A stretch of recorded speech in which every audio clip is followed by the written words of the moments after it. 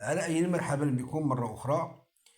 بالنسبة لهذا الموضوع اللي غادي نناقشو اليوم هو هذيك القضية ديال أن العرب قاموا باستعمار الأمازيغ في شمال إفريقيا.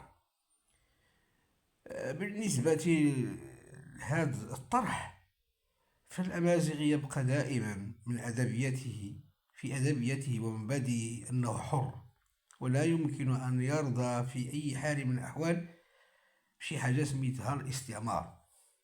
هذه المفاهيم تم توظيفها لإهانة الأمازيغ.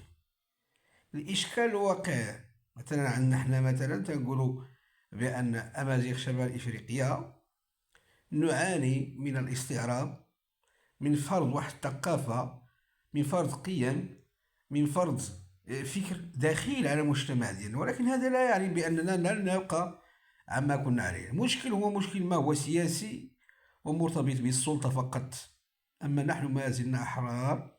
فوجودنا وجود يرتبط بالأرض وبالإنسان وباللسان، وبالتالي هذه المعطيات وهذا الثالث المقدس إلى حدود اليوم ما كان حتى شي واحد يمكن باش يحيدوه لينا. إذا تهضر على الأرض، ما زال الأمازيغ يحتفظون رغم القواعد القانونية والقوانين المجحفة الاستعمارية التي يمكن توظيفها لنزاع أراضي السكان، ولكن كانت هناك مقاومة إلى حدود الساعة الآن. رغم مدة أو طول مدة ديال الاستهتار بالممتلكات ديال الأمازيغ، ولكن الأمازيغ مازال يدافعون عن أراضيهم. بالنسبة للإنسان، الإنسان عند الأمازيغي يستقبل أيا كان كيف ما كان النوع ديالو، ما عندهمش هذيك الثقافة ديال هذا لا ما غاديش أقل من هذا، أو أن الأمازيغي أفضل من الآخر. بل حتى الأجانب يختصرون فقط، سواء كان فرنسيا أو بريطانيا أو ألمانيا، في عبارة إيرومين نسبة إلى ذاك التعايش الذي كان مع حضارة الرومان. أما اللسان فهي معجزة، رغم الحصار ما كانش في المدرسة، رغم الإقبال. شفت مثلا النموذج ديال ليبيا ولا غير ليبيا، هناك دول في شمال إفريقيا من يعتقد يوما بأنها ستظهر فيها حرب تيفيناغ، أو ستدخل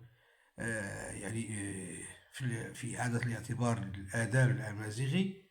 هذه اللغة لغة محفوظة في الصدور، هي معجزة من أكوش مقرن. لهذا نقول بأن مفهوم الاستعمار أو مفهوم تعدد الأعراق أو الأجناس في شمال إفريقيا فهذا خطأ لن نقبله. حتى الذين يعتقدون بأننا نحن عرب فهم ينظرون إلينا من مفهوم اقتصادي، لأن هناك من يوظف هذه العروبة والأسلمة لسرقة ثروات الأمازيغ.